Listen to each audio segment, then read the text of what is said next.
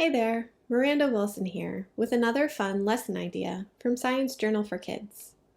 Today, we're going to be talking about ways for students to volunteer. In fact, April is designated National Volunteer Month. During the third week of the month, volunteer organizations all over the country organize events to honor current volunteers and encourage new ones. Volunteering makes people happier and healthier.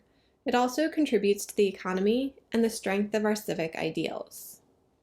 If you teach high school students that are looking to go to college, volunteering will be one way they can distinguish themselves with prospective universities. Ideally, students enjoy volunteering for the sake of helping others, but it can also be beneficial to their futures. As a science teacher, you might want to be able to direct your students to volunteer opportunities that are science-related, and we're here to help. Working with local organizations is likely to be the most rewarding experience your students will have, but opportunities often require some searching. If you're lucky enough to have an outreach or volunteer coordinator at your school, you can just direct your students there. But if you don't, here are some ideas to suggest to your students. 1. Hospitals, museums, zoos, or aquariums, and science centers are great places to volunteer on a regular basis, or they may have 1 or 2 day programs they need volunteers for. 2. Local libraries may have tutoring programs your students could get involved in, or know of other STEM programs in the community. 3. Your school or local schools may have STEM tutoring programs for younger students, or STEM clubs that may need volunteers, like a robotics or coding club. 4. If you have female computer programmers in your classes, Girls Who Code is a great organization to volunteer or get involved with. And 5. Outdoor spaces like state parks and local trail associations are always looking for students who appreciate the outdoors, and they need help with maintaining natural spaces and interacting with the public. National organizations can also provide benefits to your students. A lot of them have well-organized outreach activities in lots of locations. This means that students could continue to volunteer with them even if they move for college. I just want to highlight 2 that your students might be interested in. First up is the Red Cross. They have lots of well-organized opportunities for high school students to get involved. There's a link in the show notes specifically for student volunteer opportunities. Some of these opportunities include blood drives, preparedness and health safety, disaster response, and international issues, like working with their Measles and Rubella initiative. The second organization to highlight is the Sierra Club. They have a student coalition that is designed to provide training and tools for students to fight for climate, racial, and economic justice. Doing volunteer work with them is two-pronged.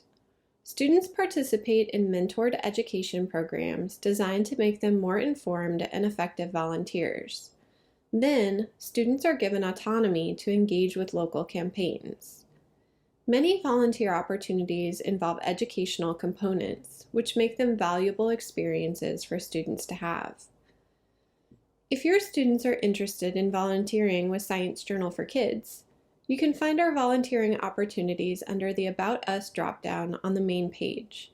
We love working with students in choosing papers to adapt and creating our secondary resources. You can talk with your students at any time about volunteer opportunities, but if you want to convince them with science that it's a great idea, you can share our article, Which Type of People Tend to Help Others? Scientists wanted to know what factors were related to prosocial behaviors, like donating money, volunteering, or helping others. They found that people who are happier and more satisfied with their lives tend to exhibit more prosocial behaviors. We have other articles about happiness and mental health for you to check out as well, like How Can Gratitude Help Healthcare Workers? And How Can Philosophy Help Kids' Mental Health? Don't forget to take a look at our videos at the bottom of the article page when you're planning your class time. There's always a video meant to introduce the topic of the article to your students. For each adapted article, we also provide an audio version of the article being read for those students who might need some extra help with their reading skills. You can access our audio versions on the webpage for each adapted article or on the Science Journal for Kids YouTube channel. That's all for today. If you'd like more teaching tips and ideas for lesson planning, please check out the audio or video versions of our Lesson Ideas podcast. Also, make sure to check out our Ask a Scientist videos for short interviews with some of our researchers. You can find them on our YouTube channel.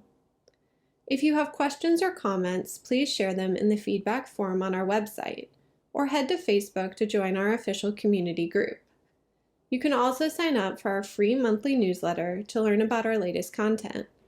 And as always, please visit our website, sciencejournalforkids.org, for more free science teaching resources.